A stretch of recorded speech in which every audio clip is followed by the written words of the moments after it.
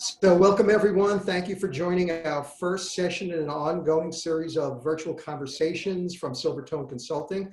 I'm Scott Kerr, founder and president of Silvertone Consulting. We are a brand strategy firm that specializes in helping businesses build go-to brands. Our intention with these virtual conversations is to hear from entrepreneurs, innovators, and top business leaders across sectors who will share crucial insights that will inform and inspire you to forge a stronger path forward in a world that's completely remade by COVID-19. I'd like to thank our presenting sponsor for this event, the Industry Collective. So let's look back last year. 2020 was a difficult year for many business sectors, but the alcohol industry showed greater resilience. That's because the pandemic caused many consumers to alter their buying habits and convert to online shopping in an effort to avoid exposure to the virus. So today we'll be talking about what brands can learn from alcohol e-commerce disruption.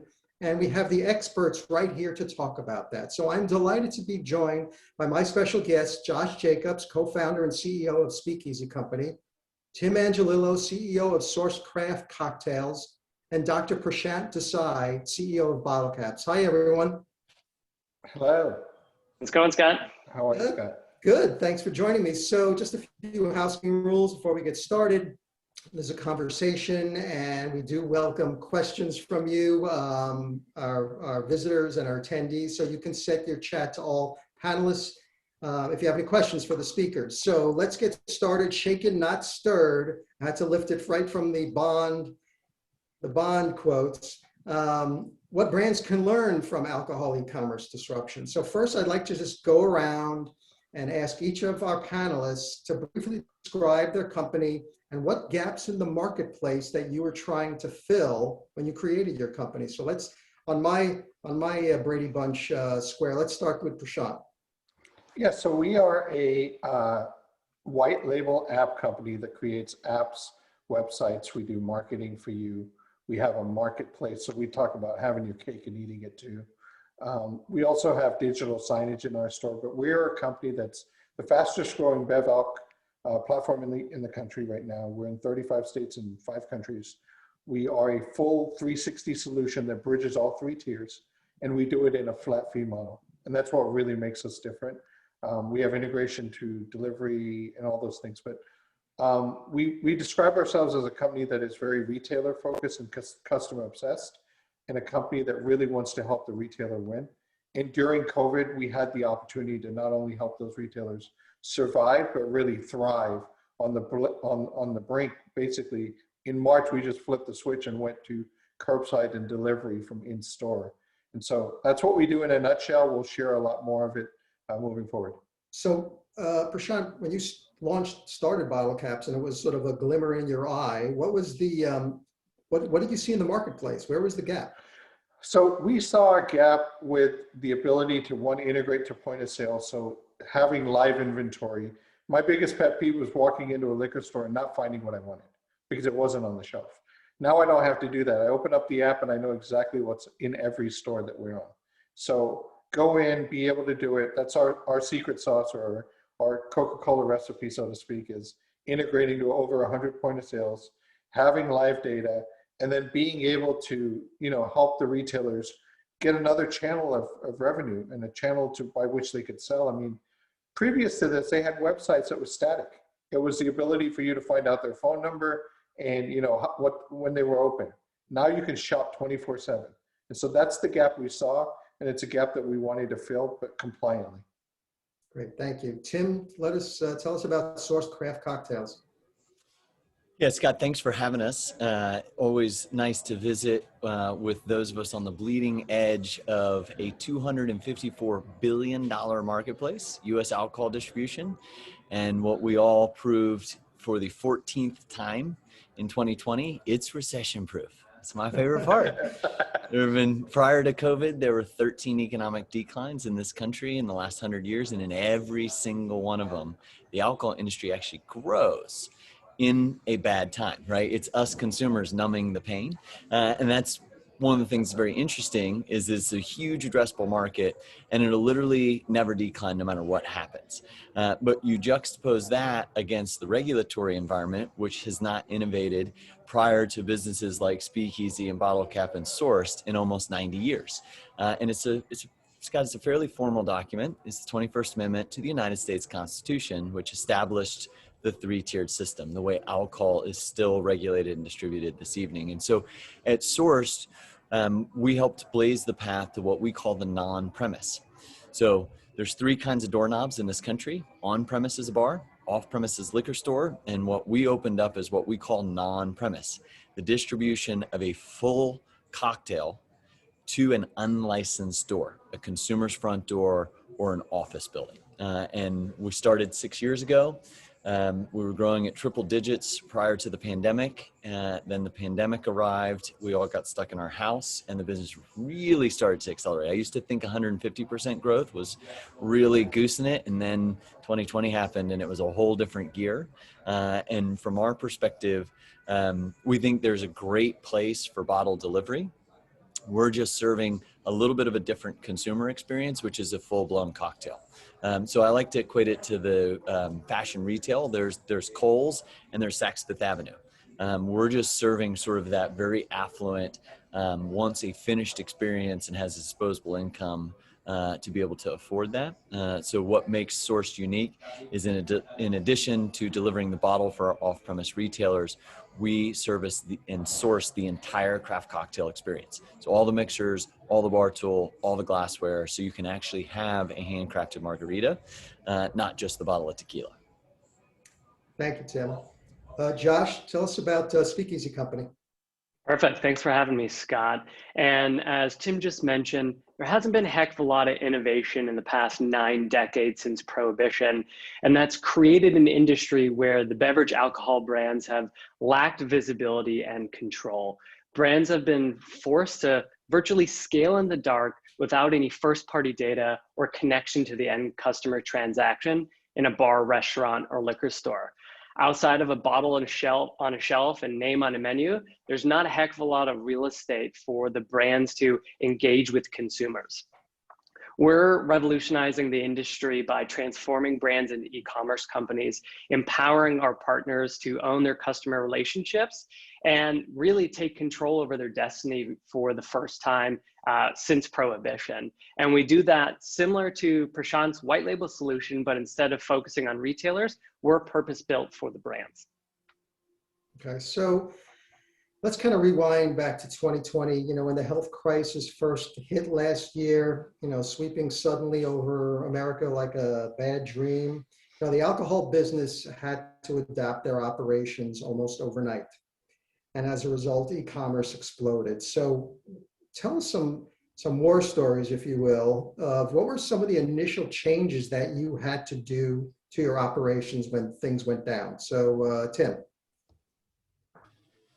Yeah, I think for us, we're sort of in a unique position in that we serve e-com and in-person. So when you think about our enterprise business, which is focused on corporations, so companies that are very interested in creating a company culture, technology companies like Apple or Google or Facebook are all our enterprise customers. They went from in a non-premise, an unlicensed, right? Not a bar or liquor store. That's their headquarter building. It legally is not a bar or liquor store. So we went from serving and delivering craft cocktail experiences in their office building to serving and delivering cocktail kits to all their employees' houses, and then using a video platform like Zoom or Google Hangouts to ultimately engage those audiences. So same cocktail delivered to all the employees' households. We called a Source Social. Everybody joins, and then we did a very highly curated educational experience. This is where the bourbon is from. This is how bourbon is made. This is why this bourbon is used in this cocktail. This is the history of that cocktail, etc. And so for us, it transitioned from one door, many consumers in an experience to many doors and one video location. And that inverting those two from a logistical standpoint meant that we had a lot of development work in our ERP to do that I'm really very fortunate to have a great management team, and we're very proud of sort of the work we were able to do, writing new code to allow our ERP to have that kind of flexibility on a logistics basis. Yeah, and you were saying that, people, you, as part of your service, you also sort of give a history of the brands you give recipes and things like that. It seems like that's one of the things that came out of the pandemic. People had more time to do reading and looking at the history of things and being mixologists and being creative and things like that. So I'm sure that helped as well. Yeah, it was actually really fun. Through our partnership with Diageo, we were able to partner with the Bullet brand, where they have a beautiful distillery in Shelbyville, Kentucky, outside of Louisville. And they would host tens of thousands of consumers going through it, but you had to physically get on a plane, fly to Louisville, drive 45 miles out to the middle of nowhere in Shelbyville, and go to the distillery, which is great to do. But there were only sort of a very small subset of their brand followers that were willing to sort of make that pilgrimage, if you will. For us, we actually went inside the distillery, filmed it all, and then created a virtual distillery tour where we were engaging tens of thousands of corporate America white-collar employees, taking them through the journey virtually, allowing them each step inside of the distillery, learning about how they make their bourbon specifically and what makes Bullet and Bullet Rye unique. And I think that really changed the brand's mindset of how to create educational experiences and get a much broader consumer reach than just that high touch physically in Shelbyville. Great, thank you. And Josh, what about you with Speakeasy when everything went down last year? What were some of the changes that you had to do to your operation? So we're unique in the fact that we're exclusively e-commerce. And we've been focused on the same business model, of course, with slight variations since the beginning of 2018. Of course, when March 2020 rolled around, the environment completely changed. And Scott, we've been talking about the healthy growth in the industry over the past year, but there is a segment of the industry that was hit extremely hard, the craft spirits. And the craft population are disproportionately reliant upon their tasting room. So this is right out of the brewery or the distillery when talking about spirits, and also bars and restaurants. So high-end bars and speakeasies, for example. And these were all shut down overnight. And of course, what happened, these brands were forced to innovate, and their Speakeasy was screaming from the rooftops about e-commerce and direct to consumer and taking advantage of owning their own growth and customer relationships and focusing on their website. So for us, it was less of a shift in our business model and more a shift in how we handle all of the growth. So in March, all of a sudden, conversation shifted from, oh, this is interesting, we like e-commerce, we see the potential, but we're not ready to jump in head first and carve out the budgets. We're really focused on brick and mortar, to all of a sudden, in March of last year, it was, how fast can we get up and running? If we don't get live soon, we might not bridge the gap to whenever we can get back into brick and mortar. Were most of them ready to do that, or you found some that weren't able to keep up with that, or that pivot, which was to hit them by surprise and they couldn't do it? What's interesting, Scott, is a lot of the brands were ready to make the decision that they felt ready for e-commerce, but feeling ready and actually having the appropriate resources allocated are drastically different. So the first challenge we overcame, we had people signed up for the platform. And then the next challenge was actually carving out enough resources to dedicate to maximize the opportunity. So whether that's hiring a digital marketer or hiring an outsourced agency to focus on digital advertising. There's a fallacy that all it takes to excel in e-commerce is having a shopping cart on your website. But people are not going to purchase your product if they don't even know that shopping cart exists. So that was the next challenge that we faced. Yeah. Okay, thanks. Prashant, what about you? Yeah, Josh said it so eloquently. I mean, we're both in the e-com space.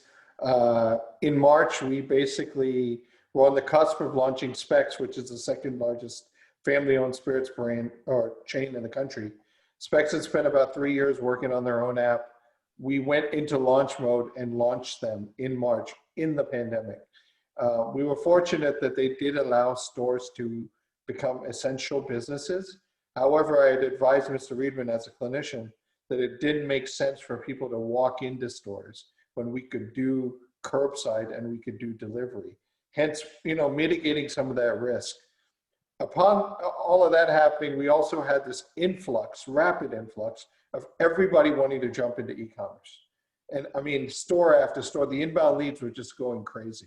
So we had to double our sales force. We had to double our onboarding. We had to double our development team. And we convinced them that, there's a systematic way to do this. We're at the mercy of Apple and Google when it comes to apps. So we were throwing up their websites very quickly, giving them an option to quickly move into e-commerce and then bringing their app on subsequent to that. We were adding between 50 and 100 and maybe up to 150 new stores per month. And it was insane. I mean, our growth was last year 650% in total business and 6,800% in sales across our platform. Wow. I mean, that's great. It's what COVID did to e-commerce, I think it's accelerated that process by a full decade. And I don't see it going away. Yeah. Well, you can't talk about alcohol e-commerce without talking about regulation. And regulation on alcohol sales in the U.S. has been in place since, the repeal of prohibition back in 1933. This three-tier system that you were talking about before, the sale of alcohol has to pass through, is heavily impacted by alcohol sales and the rising popularity of e-commerce. So who wants to take this? So explaining what the three-tiered system is and the role of alcohol e-commerce companies play in the system. Yeah, I'll take happy. Go ahead. Josh, you could all add if you want. Tim might be the expert here. You got it, Tim. I'll pull the pin there. Hot potato. I'll give the very short version of a very, very complicated and very important. The alcohol industry is one of the most regulated industries in this world, rightly so. The three-tiered system essentially establishes this. Tier 1 is known as the supplier, which is still alcohol industry talk for what we would know as a brand. And legally, they're able to do two things. They're able to distill, which is the fancy way of saying make the spirit, and they're able to market it, but they can never sell it directly to the consumer. It must then pass to tier 2, which is the distributor, which I describe as a truck with George Clooney's face on the side of it. Pick your main street. It's sitting out in front of tier 3, which is the retailer. And there are two retailers in this country. There's what's called on-premise, which is a bar, a restaurant, or a hotel. They can sell you the vodka soda, but you must, as the consumer, drink it on the premises, inside the four walls. The second kind is called off-premise, which is a liquor store, or depending on your state, could be a grocery store. There's a big red sign on the front of every one of those doors that says you must consume the alcohol off the premises. So you can buy the bottle of vodka in, but it's what I like to refer to as we want you to enjoy it, but you can't hear. Right? You got to go off the premises to drink it. And so what's interesting about that model, right, which was built, you got to remember, this is an American history lesson. What was the country going through in 1933? It was going through the worst economic year, quite literally, of our 200 plus year history, which was the height of the Great Depression. So this regulatory environment was built around the need for tax revenue collection. It's why it hasn't innovated in almost 90 years, is because it's still working very well for the government to collect tax revenue. So if you think about 1 liter of vodka that goes through those 3 tiers, ultimately to us, the consumer, if you think about an on-premise retailer, a bar, that 1 bottle, 1 liter of vodka got taxed 19 times. 19 times of tax revenue collection on every single individual bottle. That's why it's not going to innovate. When you juxtapose that regulation against what I like to refer to my remote control to life, that's where the opportunity exists, which is we as consumers now have an iPhone or an Android device, a smartphone, and we get everything from it. And during the pandemic, we were literally afraid to even leave the door. So we've now went from it was convenient to get there to I now demand as a consumer to get my products and services from my iPhone or Android device. And that's where sort of the e-commerce industry had such a great opportunity in alcohol, which is how do you solve for the regulatory compliance distribution while also serving the needs of the end user, the consumer, who wants everything from their iPhone. So do you think anybody could take this too? Do you think the pandemic will start to, see changes in the three-tier system because of that? I think we're already starting to see that. I'll take the question. We see states that are now opening up delivery that have never. I just talked about this. Mississippi's about to open up delivery for the first time ever, July 1st. Georgia did it. Georgia was a state that was very against this, but given the fact that, the pandemic happened and people are now, as Tim said, demanding it not only for their safety, but for their ability to get product on demand. And so we are starting to see a very big movement or change in the regulatory environment, one that is way beyond the ages of everybody on this call. I mean, 1933, none of us were around. And here you go. Now we are shifting to what I believe is going to be the future of e-commerce and the future of alcohol. And it's going to be rapid, it's going to be robust, and hopefully we'll see some really nice changes in this process. It won't be just everything we saw from 33 plus opening up certain channels. Right. Josh, you want to add anything? Yeah, absolutely. So in addition to delivery and cocktails to go, I'd say a third emerging trend that we've seen over the course of the pandemic is true direct to consumer. So with Kentucky passing a bill, we're now up to, I believe, 11 states that are permitting distilleries to sell and ship direct to consumers. We've seen this for a couple decades on the wine side, where wineries are able to sell and ship direct to consumer in about 46 states. And we're seeing this emerge on the spirits side. And we're unsure of the widespread impact that's going to have, but we have to imagine retailers are going to ask for a similar latitude as well. And so as deliveries, as Prashant had just mentioned, and interstate shipping are also opening up, the barriers might come crashing down. It's not going to happen overnight though. Yeah. Yeah. So, alcohol delivery apps is another thing, and marketplace, they're often referred to as this fourth tier of the industry. It's a relatively new phenomenon. So will the rapid growth of sales that are originating from this fourth tier, will it force the regulators and legislators to establish new frameworks and policies? I'll take that question. So we're starting to see some regulatory changes, but Tim talked about on-premise and off-premise. I'm going to talk about e-premise because we firmly believe that is another place. And we do believe that regulatory authorities will look at it. They started looking at companies like ours and Drizzly and Minibar and others. However, they saw that we were compliant in the way we were doing business. And so it wasn't a problem for them. We do see some evolution there in what we can and can't do. But we do think that provided we're not doing things that cross those three tiers, I think that they'll bless it. And they have blessed it up till now. So, yeah. And what other, you were talking about the craft distilleries earlier and how, they were really impacted by the pandemic. So have you heard any feedback when it comes to their relationships with some of the more notable distributors at all through all this? I can jump in real quick. Yeah. And an emerging trend that we're seeing that's becoming more common are the suppliers, their brands, who are historically forced into really restrictive, exclusive contracts with distributors, are carving out e-commerce. Whether this is true direct to consumer, or they just want to make sure that they have the flexibility to engage in e-commerce how they see fit. So that's something that we're seeing, and we're relieved to hear that distributors are a little more receptive than originally anticipated. And this is particularly important for the smaller craft brands. According to Discus, 2 distributors, which would be Southern NR and DC, who do a fantastic job, but they represent 90% of total volume. And so if you're an emerging craft brand, you're not even a drop in the P&L bucket for these large distributors. So it's hard to vie for their time and attention.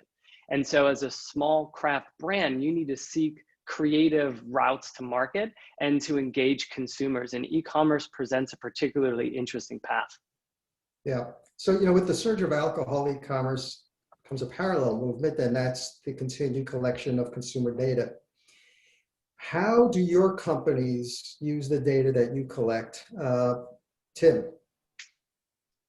Yeah, I think, Josh had said it really well earlier, which is the supplier, tier one, has never had and owned their own first party data because of the distribution marketplace not innovating in almost 90 years. And now with e-commerce, that's allowing brands to really understand who their consumer audience is and not just do it all on gut instinct. There's something to be said for gut instinct, but you might want a little bit of data that proves that gut instinct before you go launch a 10, 15, 20, $25 million product innovation, right? Any of your audience that's viewing and listening to this, that's in the CPG world, that's not now called, be like, what do you mean they don't know who the audience is? And they launched a $25 million product innovation, right? That would be a mind-blowing thing for a CPG brand manager to consider doing, but yet that's how the alcohol industry has always done it.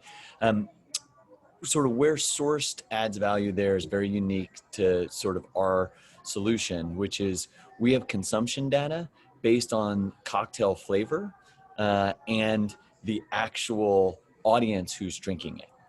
There are lots of companies out there who have sort of the shopping cart from an e-commerce standpoint. What makes us unique is that we can actually tell you down to the cocktail itself.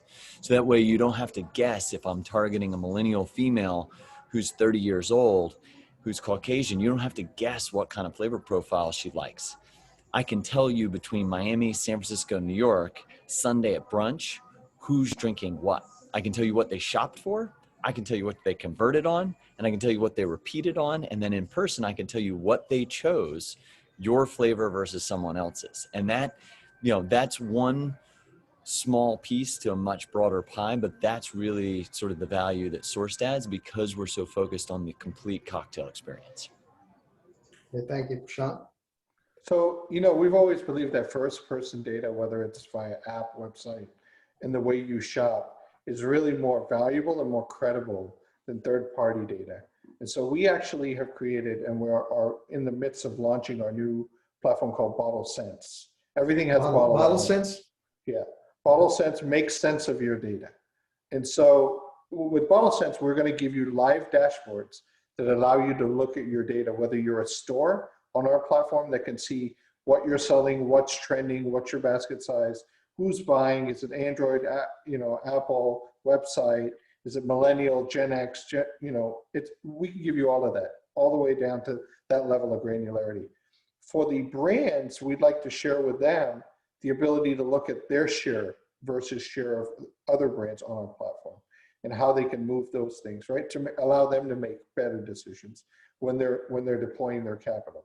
The same holds true with distributors. Distributors are kind of flying blind in some ways.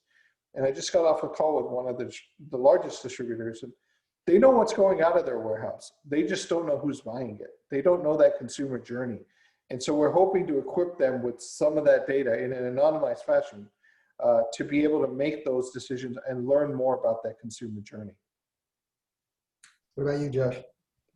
Perfect. So I just want to quickly reiterate how mind-blowing and challenging it is for brands that don't have access to this first-party data. I think Tim did a fantastic job describing how it can shorten the innovation cycle. And I think Prashant was just hitting on the first-party data and how valuable it is for remarketing and ad optimization. And I think the third component with the first party data is looking at growth strategy. So when you know who your target demographic is and where they're consuming, all of a sudden you can shift your marketing budgets accordingly. Hey, for example, we're seeing a lot of e-commerce sales in this market that we don't have any brick and mortar presence. Maybe that's the next market for us to launch with a traditional distributor. And I think it's these three components that are just completely revolutionizing the industry and are game changers for the brands. And Josh, Scott, I'll jump in here. Go ahead. Josh, I'll give a live example of exactly in the real world what you just articulated.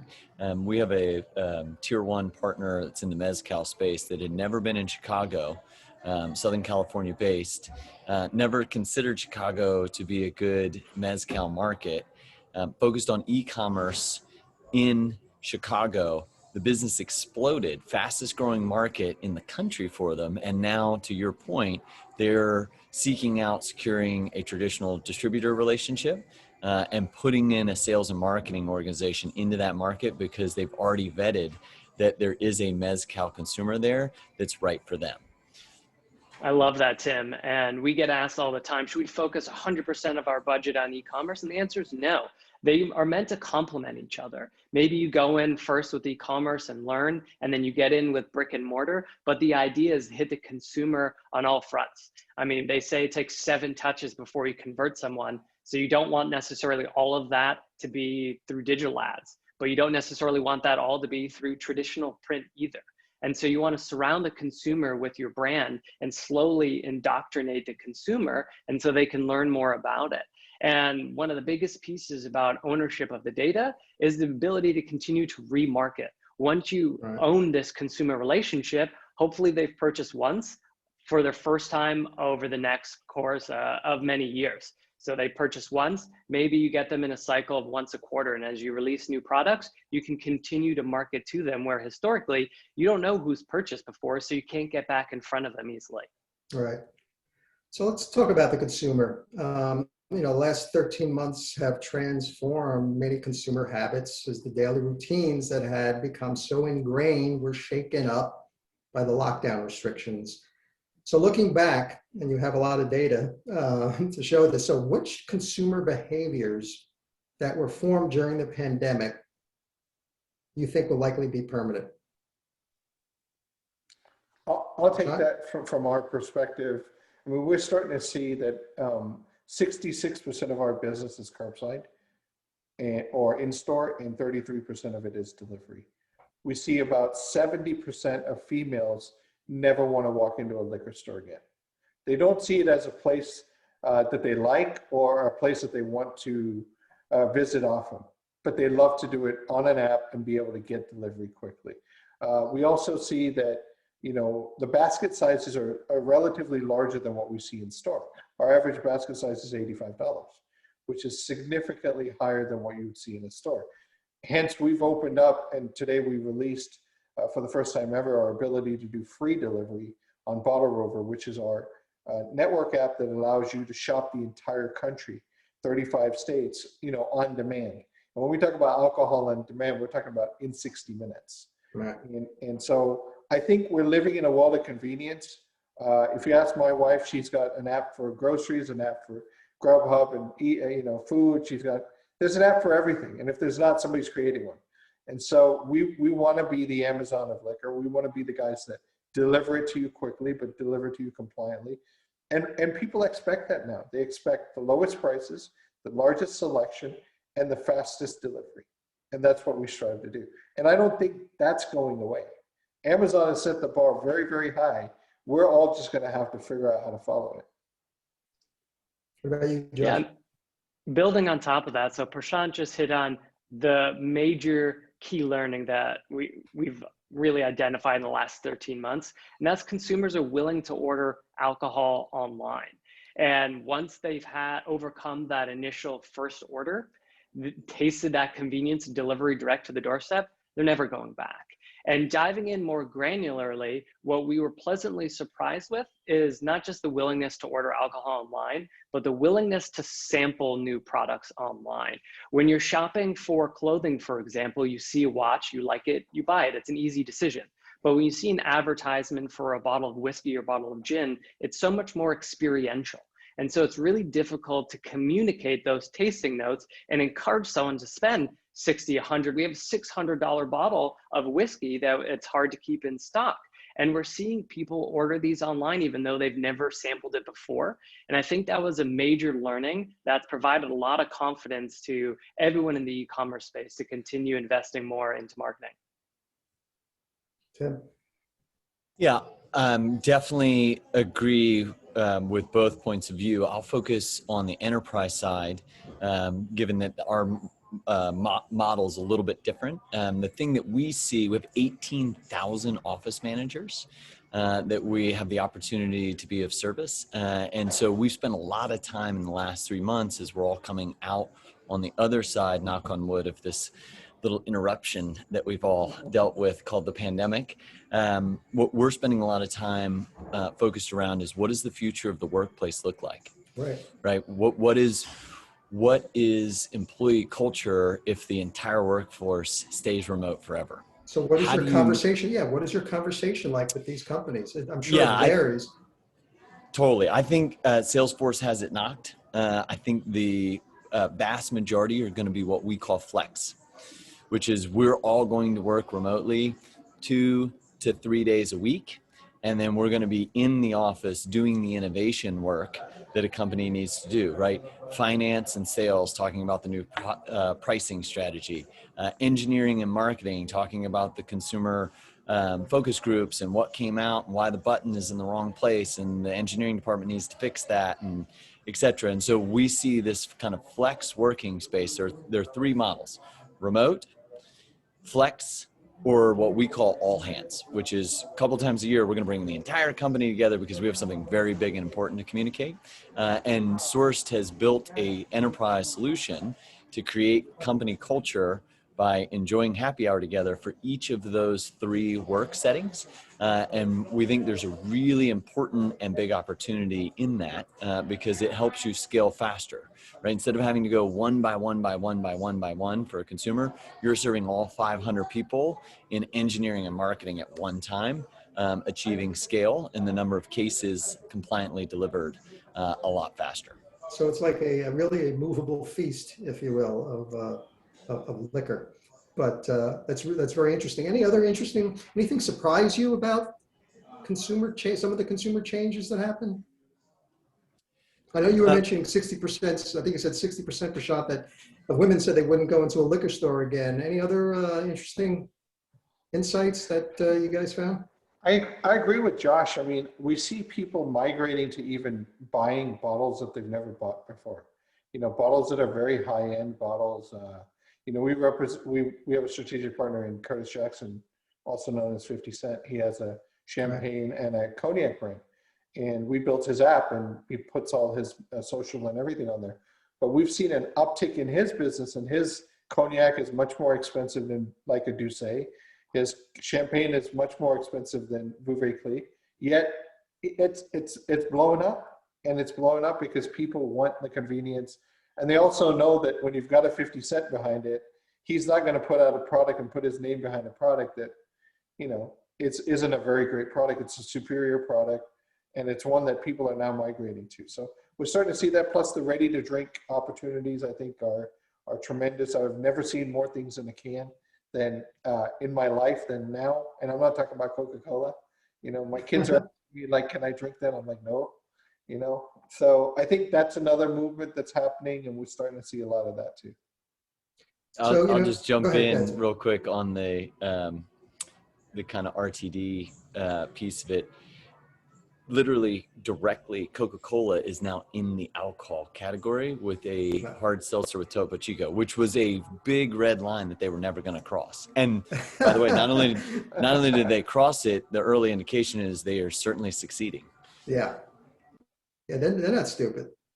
So, you know, Uber's $1.1 billion deal for Drizzly really provides the strongest evidence yet that e-commerce alcohol sales will grow to a greater portion of the U.S. alcohol market. Do you think once the fear of the virus subsides, e-commerce will emerge as the 3rd major channel for alcohol purchases, on par with the off-premise and on-premise? I do believe that. I mean, Forbes put out an article in November of 2019, I believe, that said the U.S. alcohol market will be the largest e-commerce market in the world. and we're on track to do that. And I do believe that, you know, Uber buying Drizzly for $1.1 billion clearly tells you that this market is ready to explode, and they want to capitalize on that.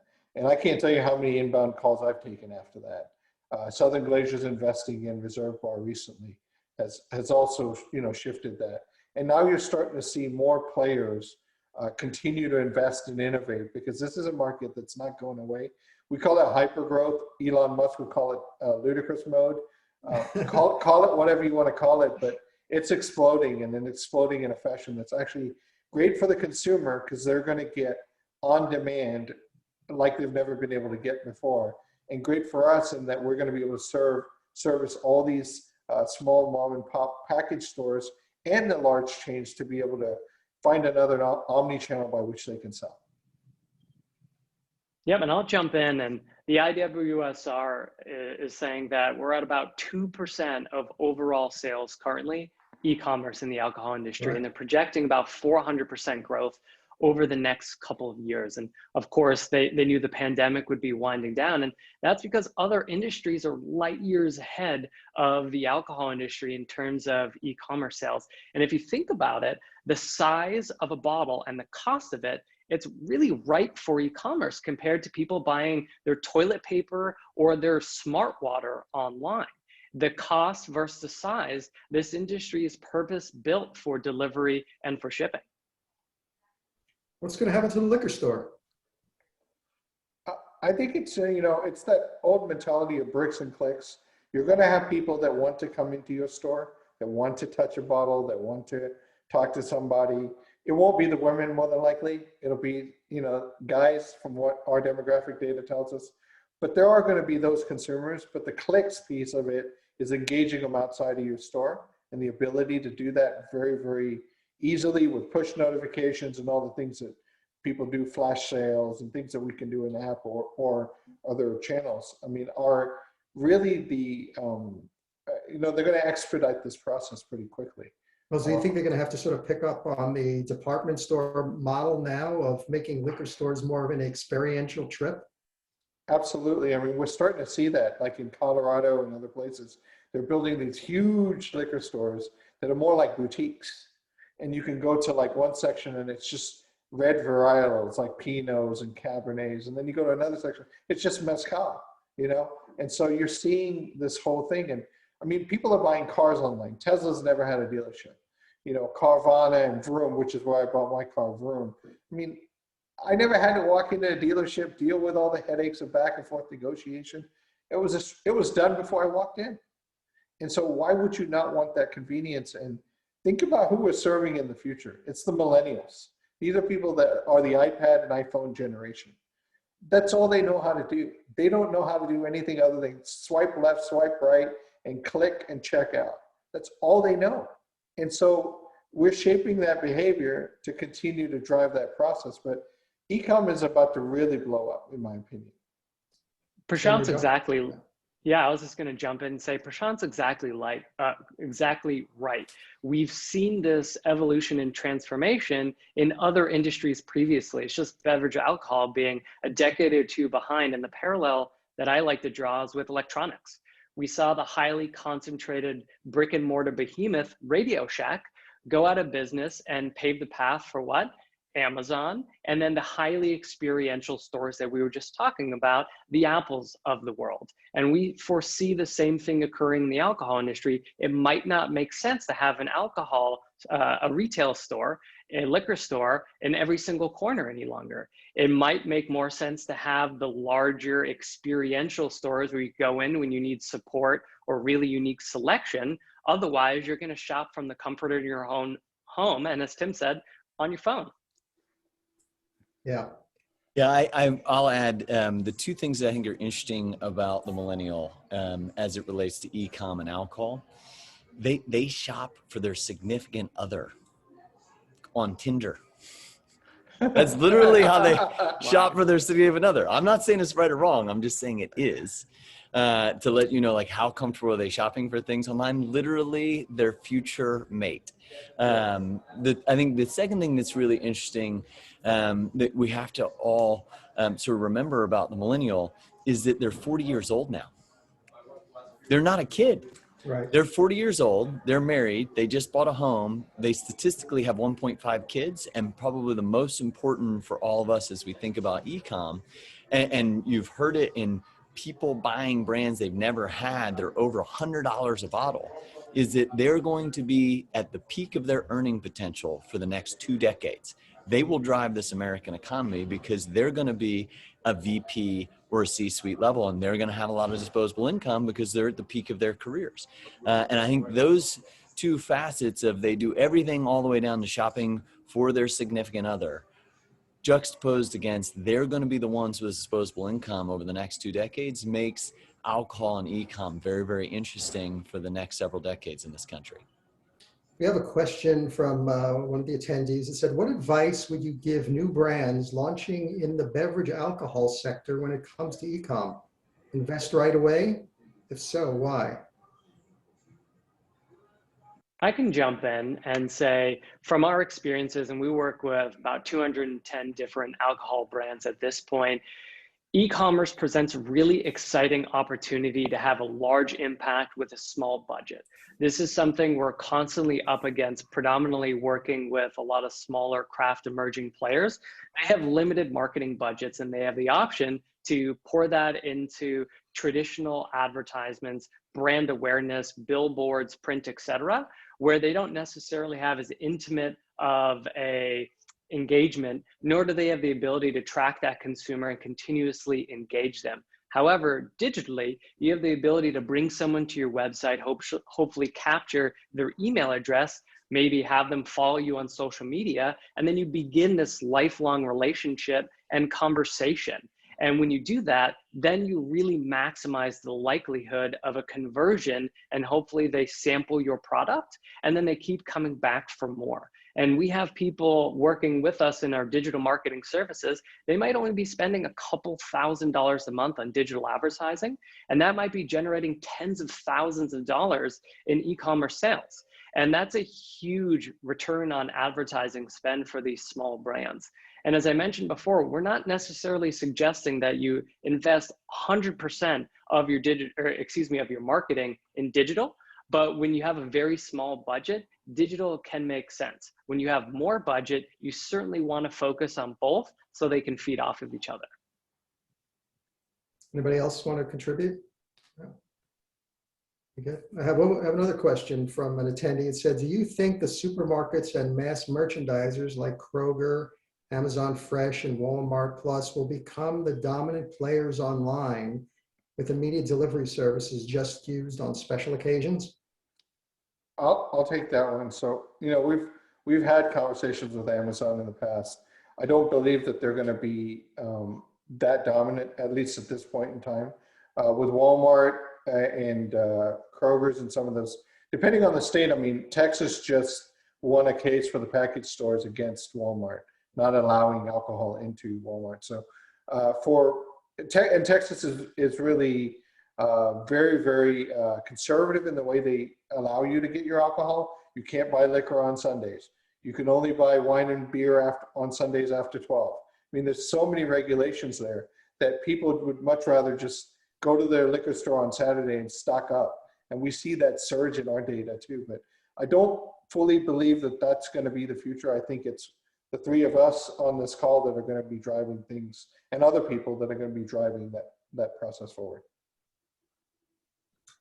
So I want to ask you about some of the other companies that you see out there. Are there any DTC brands outside of the alcohol industry that impress you by how they're leveraging data to connect with their consumers more effectively, or just maniacally focused on the customer experience?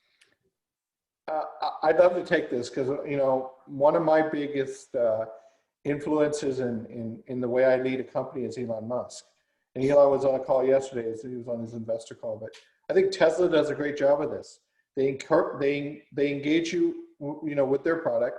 They engage you with their software updates and what they're about to do. I mean, he was talking about putting a PlayStation 5-like experience in a Model S, and my Model S has just gotten better over time. I mean, it's able to drive itself. I wouldn't recommend that you sit in the back seat based on what just happened last week. But I will tell you that, they continue to engage you at every point in time with their functionality, what they're doing to make their car better, what they're doing to make the experience better. They even send technicians to your house. So I never had to leave my house when something went wrong. They showed up and fixed it. And so I think they're a prime example of a great, I don't know if you would call them a DTC company. They're to me a technology company that builds cars and power solutions and all those things, but they do it in a DTC format. So does that mean that we should be expecting a Bottlecapps on Mars in 10 years? I've tweeted out to Elon many a time. I don't think there'll be an hour delivery though. That might be out of the. We did see Elon break into the alcohol space though, and they launched that's right. earlier this year, and at the end of last year, Tesla Tequila on the Speakeasy platform, for a little shameless plug there. Yeah. And so I agree with Prashant that Tesla is a really impressive brand and a role model for others in the industry or across industries. Josh, I'm gonna have to call you because I need to get my bottle. What about you, Tim? He sold them all, every one of them. I know. How was it? Did anybody try it? Did anybody? I couldn't get my hands on it. It's very solid tequila, but the bottle itself is worth the price. Yeah. Totally. I think Harry's is an interesting brand, right? A DDC kind of digitally based company that then went omni-channel. And I think it's a really interesting model that Josh has mentioned a couple of times. And it's something that we're often trying to educate around is, look, what we call non-premise, right? This e-commerce world, we're delivering it to an unlicensed store that's not a bar or a liquor store. You have to think about it as an entire channel. It's its own ecosystem, right? In the same way that an alcohol brand wouldn't just go support one chain account and on premise, right? You don't go in and go, I'm going to do Ruth Chris, but not Buffalo Wild Wings. That's not how you build your business. You're thinking about an entire ecosystem. And I think for tier one, for the suppliers, I think that's going to be really important as non-premise grows from 2% to 20%. So just let's do some, I don't even need to call my CFO to do this math. 20% of $254 billion. Let's just call it $50 billion over the next 3 years, right? That's a huge amount of revenue potential. And you need to think about this channel, non-premise, in its entirety and supporting the whole ecosystem, not just individual components. So my last question, in a few words, what is the one unexpected lesson that you've learned over the last 13 months that has offered a new perspective on what's most important to your business? We'll go reverse the other way compared to the first question. So we'll start with you, Josh. It's a great question, Scott. And one of the most unexpected lessons that we've learned is, I talked a little bit about this, but how easy and economical it is to acquire new customers online in the alcohol space. In other industries, it's so highly saturated. E-commerce has been around for decades, and startups always launch online. Where in the alcohol space, only the most innovative and savviest brands are dipping their toes in. And so it presents a really exciting opportunity to grow very economically. And that's something that's had an enormous impact on our business as we're trying to pitch and coax alcohol brands into e-commerce for the first time, even though they've had a successful business for years or some of these decades in traditional brick and mortar. And when we can share some of these statistics, it's impossible to resist. What about you, Tim? Yeah, I think the nice part about e-com is that there are real analytics that can show you what is the win or what we refer to as learn, right?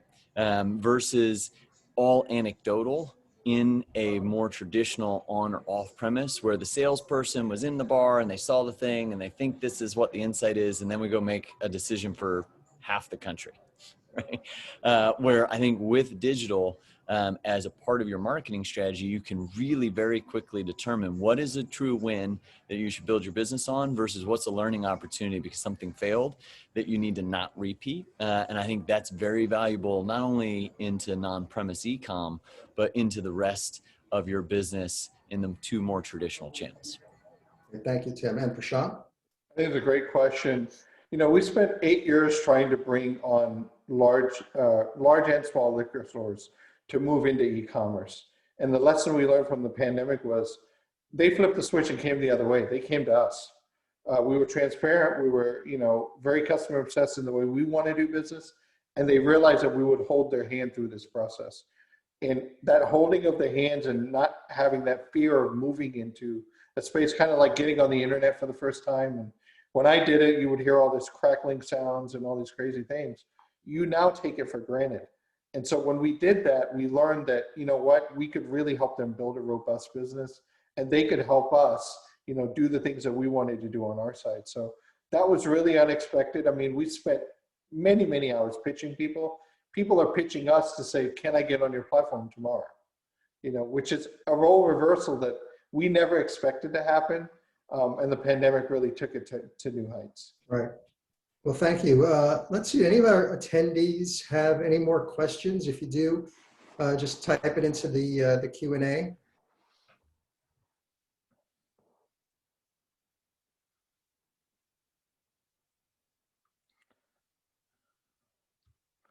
Josh, I'm expecting questions on how do I get bottles of the Tesla tequila? We're pitching Elon on a mezcal as the next drop. We'll see. We haven't had any luck yet. Yeah, maybe I was going to say just in time for his Saturday Night Live appearance. Oh yeah, In a couple of weeks. He might want to take a shot of it before he gets on. Yeah. For sure.